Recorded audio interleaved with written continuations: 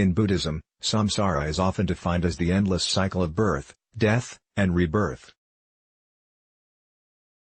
Or, you may understand it as the world of suffering and dissatisfaction, dukkha, the opposite of nirvana, which is the condition of being free from suffering and the cycle of rebirth.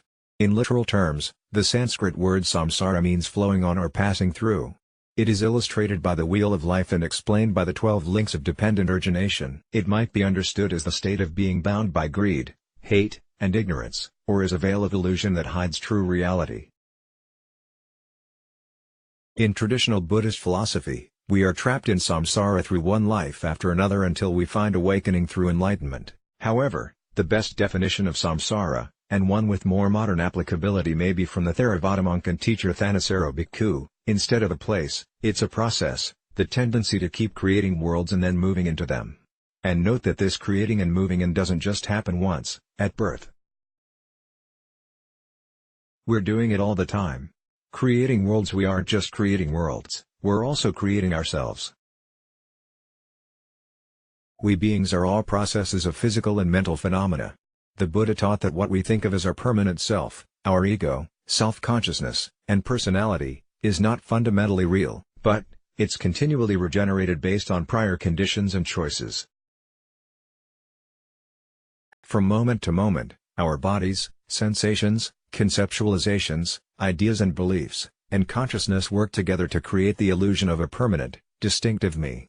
Further, in no small extent, our outer reality is a projection of our inner reality. What we take to be reality is always made up in large part of our subjective experiences of the world. In a way, each of us is living in a different world that we create with our thoughts and perceptions. We can think of rebirth, then, as something that happens from one life to another and also something that happens moment to moment. In Buddhism, rebirth or reincarnation is not the transmigration of an individual soul to a newly born body, as is believed in Hinduism, but more like the karmic conditions and effects of life moving forward into new lives. With this kind of understanding, we can interpret this model to mean that we are reborn psychologically many times within our lives. Likewise, we can think of the 6 realms as places we may be reborn into every moment. In a day, we might pass through all of them. In this more modern sense, the 6 realms can be considered by psychological states. The critical point is that living in samsara is a process. It is something we're all doing right now, not just something we'll do at the beginning of a future life. How do we stop? Liberation from samsara. We are creating our samsara. How we are creating samsara? That we can stop creating samsara. The way to stop is by following the Eightfold Path. The 12 links of dependent origination describe the process of dwelling in samsara. We see that the first link is avidya, ignorance. This is ignorance of the Buddha's teaching of the Four Noble Truths and also ignorance of who we are.